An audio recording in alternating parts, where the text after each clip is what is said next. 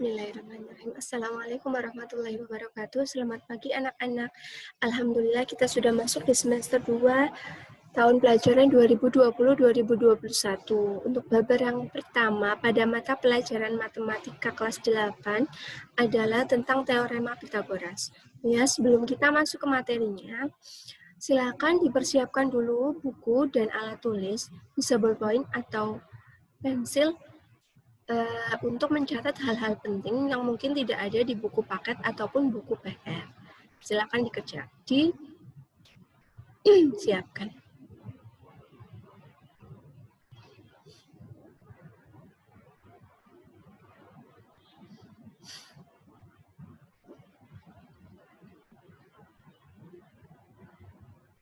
Nah, kita masuk ke teorema Pythagoras. Ya. Dilihat di sebelah kiri sudah ada bangun segitiga. Nah, segitiga ini punya 3 sisi dan 3 titik sudut. Ini disebut dengan segitiga A, B, C. Nah, segitiga punya 3 sisi. Yang pertama adalah sisi AB. AB. Nah, sisi AB disebut dengan sisi C. Kenapa disebut dengan sisi C? Karena sisi AB itu berada di hadapan sudut C. Sisi AB disebut juga dengan sisi miring, karena ini berada di depan sudut siku-siku. Oh iya, sebelum itu masih ingat ya bahwa segitiga siku-siku adalah segitiga di mana salah satu sudut besar sudutnya 90 derajat. Suatu segitiga siku-siku biasanya disimbolkan dengan tanda seperti ini. Jadi tanda siku seperti ini, bisa. Atau tanda seperti ini, bisa. Salah satu saja. Ini hanya untuk menjelaskan. Nah, sisi selanjutnya adalah sisi BC. Sisi BC. Sisi BC disebut juga dengan sisi A, karena sisi ini berada di hadapan sudut A. Menuliskan sisi dengan satu huruf itu menggunakan huruf kecil ya. Sisi BC itu disebut dengan sisi siku-siku, karena ini membentuk sudut siku-siku dengan sisi AC. Sisi AC selanjutnya, AC disebut juga dengan sisi B, karena ini berada di hadapan sudut B. Ingat, ditulis dengan huruf B kecil. Sisi siku-siku. Jadi yang namanya sisi miring itu yang di hadapan sudut siku-siku, sedangkan yang mengapit atau yang membentuk sudut siku-siku itu disebut dengan sisi siku-siku, yaitu AC dan BC. Kita lanjut. Nah, kita masuk ke pengertiannya. Teorema Pythagoras menyatakan bahwa kuadrat sisi miring pada segitiga siku-siku sama dengan jumlah kuadrat kedua sisi siku-sikunya. Menyatakan sebagai berikut. Nah, AB kuadrat mana? AB kuadrat ini, sisi yang miring dikuadratkan, itu sama dengan BC kuadrat. Ini dikuadratkan, sisi yang ini dikuadratkan, ditambah dengan sisi yang tegak dikuadratkan. Nah, jelas ya? Jadi sisi miring dikuadratkan sama dengan sisi siku-siku dikuadratkan tambah sisi siku-siku dikuadratkan. Atau jika ditulis dengan sisinya berarti sisi miringnya itu C, berarti C kuadrat sama dengan A kuadrat ditambah B kuadrat. Contoh soalnya. Tentukan panjang sisi segitiga yang belum diketahui. Nah, di sini ada gambar segitiga, siku-siku, letak ABC-nya berbeda ya. Jadi kalau tadi ABC, sekarang A-nya berada di bawah. Itu tidak usah bingung. Tidak apa. Nah, sekarang. Ini 3, ini 4. Maka yang belum diketahui adalah sisi BC atau sisi miring. Ingat tadi sisi miringnya. Sisi miring kuadrat sama dengan yang siku-siku kuadrat tambah siku-siku kuadrat. Jadi sisi siku-sikunya dikuadratkan lalu ditambah. Jadi C kuadrat itu ini sama dengan sisi yang membentuk sudut siku-siku adalah AB. Berarti AB dan CA atau AC berarti 3 kuadrat ditambah 4 kuadrat. Karena ini panjangnya 4 dan ini panjangnya 3. 3 kuadrat sama dengan 9 dan 4 kuadrat sama dengan 16. 9 ditambah 16 sama dengan 25. Ini C kuadrat.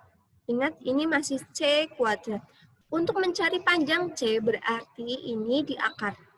Jadi kalau ada bentuk kuadrat, supaya kuadratnya hilang berarti ini dibuat dalam bentuk akar. Jadi akar dari 25 sama dengan 5. Jadi panjang sisi BC atau sisi C itu sama dengan 5. Nah, kita lanjut. Ini contoh soal yang kedua. Tentukan panjang sisi KL. Nah, kalau tadi kita mencari tentang sisi miringnya, sekarang kita mau mencari salah satu sisi siku-sikunya. Nah, kalau mencari sisi siku-sikunya itu berarti mencari sisi miringnya itu berarti dua jumlah kuadrat dari sisi siku-sikunya. Kalau mencari salah satu sisi siku-sikunya berarti sisi miringnya dikurangi sisi miring dikuadratkan dikurangi salah satu sisi siku-siku dikuadratkan yang diketahui. Contohnya, jawabannya seperti ini. Berarti kita mencari KL ya. KL kuadrat itu sama dengan KM kuadrat dikurangi LM kuadrat. LM kuadrat. Jadi kalau mencari sisi miring itu berarti sisi siku-sikunya dikuadratkan lalu ditambah. Tapi kalau mencari salah satu sisi siku-sikunya berarti sisi miringnya dikuadratkan. Sisi miringnya mana? Sisi miringnya dikuadratkan, dikurangi salah satu sisi siku-siku yang diketahui dikuadratkan. Jadi, KM-nya 13 kuadrat dikurangi 12 kuadrat. 13 kuadrat 169 dan 12 kuadrat 144. Hasilnya 25. Dan ingat, ini masih dalam bentuk kuadrat. Jadi untuk menghilangkan kuadratnya, kita akar dulu. Jadi KL, panjang KL-nya sama dengan akar dari 25. Akar 25 berapa? 5. Jadi panjang KL-nya sama dengan 5 cm. Saya harap kalian bisa memahami contoh soalnya seperti itu. Selanjutnya, kebalikan dari teorema Pythagoras. Jika kuadrat sisi miring atau sisi terpanjang sebuah segitiga sama dengan jumlah kuadrat kedua sisinya, segitiga tersebut merupakan segitiga siku-siku. Jika pada suatu segitiga berlaku, ini C kuadrat sama dengan A kuadrat ditambah B kuadrat, maka segitiga ABC tersebut merupakan segitiga siku-siku dengan besar sudut C sama dengan 90 derajat. Jadi yang besarnya 90 derajat itu yang berada di hadapan, yang besarnya 90 derajat itu berarti sisi yang berada di depan sisi miring. Jadi kalau sudut C itu 90, berarti nanti miringnya adalah sudut C. Nanti kalau di sini B, berarti ini B kuadrat sama dengan A kuadrat tambah C kuadrat. Begitu pula kalau di sini A, berarti ini A kuadrat sama dengan B kuadrat ditambah C kuadrat. Bisa dimengerti ya? Selanjutnya, triple Pythagoras.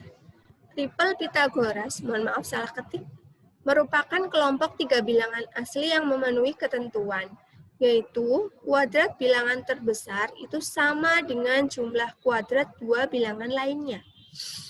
Contohnya, 3, 4, 5. Saya ambil satu contoh saja, contoh bilangan yang kecil, 3, 4, 5. Menuliskannya dimulai dari bilangan yang paling kecil ya, dan menggunakan tanda kurung. Dipisahkan dengan tanda koma. Kuadrat bilangan terbesar, berarti bilangan yang paling besar itu berapa? 5. Dikuadratkan jadi 5 kuadrat. Hasilnya berapa? 25. Nah, jumlah kuadrat 2 bilangan lainnya.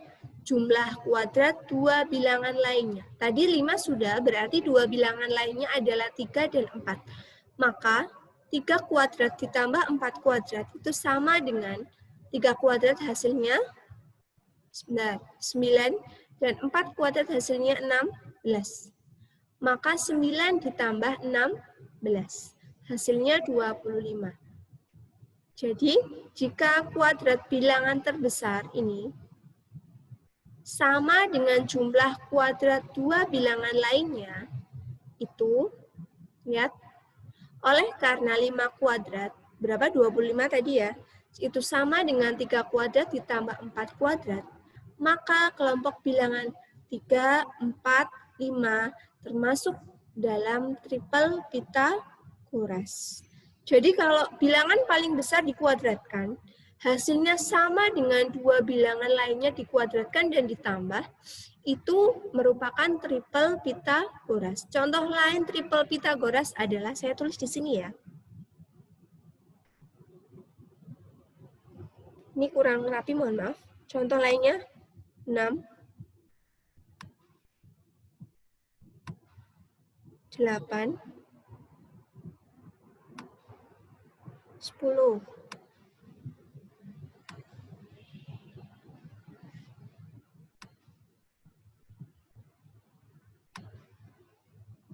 Terus tadi berapa? 5,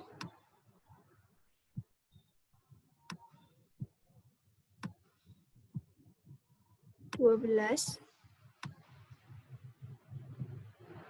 13. Dan masih banyak contoh triple Pythagoras lainnya.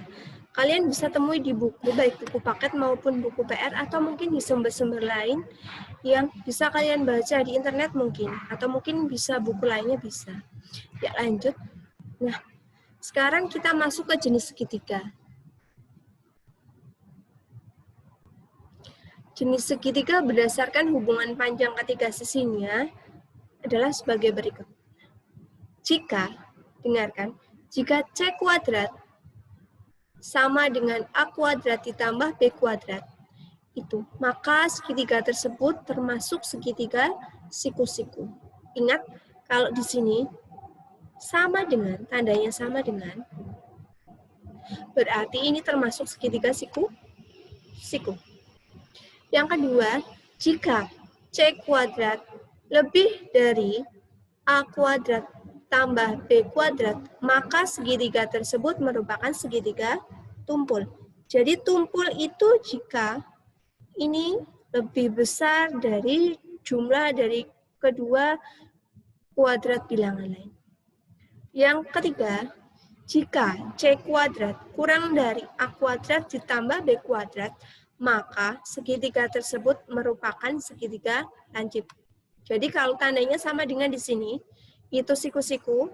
Kalau tandanya lebih besar, itu tumpul. Dan kalau tandanya kurang dari atau lebih kecil, itu berarti lancip. Jadi ingat-ingat tandanya. Contoh soal. Ini di buku sudah ada. Saya hanya menjelaskan ulang. Selidiki kelompok 3 bilangan berikut termasuk triple Pythagoras atau bukan, dan tentukan jenis segitiganya. Yang pertama, 6, 8, 10, dan kedua adalah 8, 15, 18. Yang pertama, 10, 8, dan 6. Caranya, yang paling besar kita taruh di depan. Lalu kita kuadratkan. Jadi yang paling besar adalah 10 ini ya, yang A. 10 dikuadratkan, ini ditulis titik, dileti dulu. Diberikan jarak dulu, dileti. Titik-titik 6 kuadrat ditambah 8 kuadrat. Ini kita belum tahu tandanya sama dengan, lebih dari, atau kurang dari. Jadi kita kosongkan dulu boleh. Diisi titik-titik dulu boleh. Nah, 10 kuadrat sama dengan 100, masih titik-titik, 36 ditambah 64. 100. Di sini 100, 36 tambah 64 itu 100. Jadi tandanya adalah sama dengan, karena ini bilangan di ruas kiri dengan ruas kanan itu sama.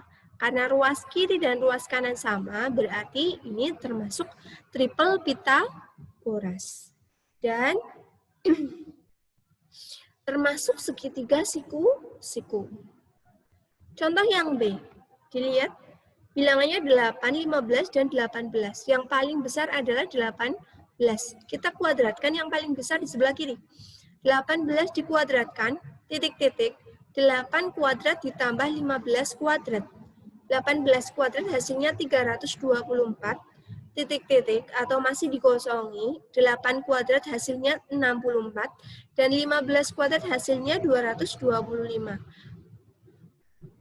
Nah, 324 di sini 64 ditambah 225 hasilnya 289. Antara 324 dengan 289 itu kan berbeda bilangan, jadi tidak sama. Nah, jadi ini tandanya tidak sama dengan bukan termasuk triple Pitagoras. Jadi yang termasuk triple Pitagoras itu kalau tandanya sama dengan ini. Dan dilihat 324 dengan 289 itu lebih besar di sebelah kiri. Jadi kalau lebih besar itu termasuk segitiga tumpul. Jadi ini lebih besar.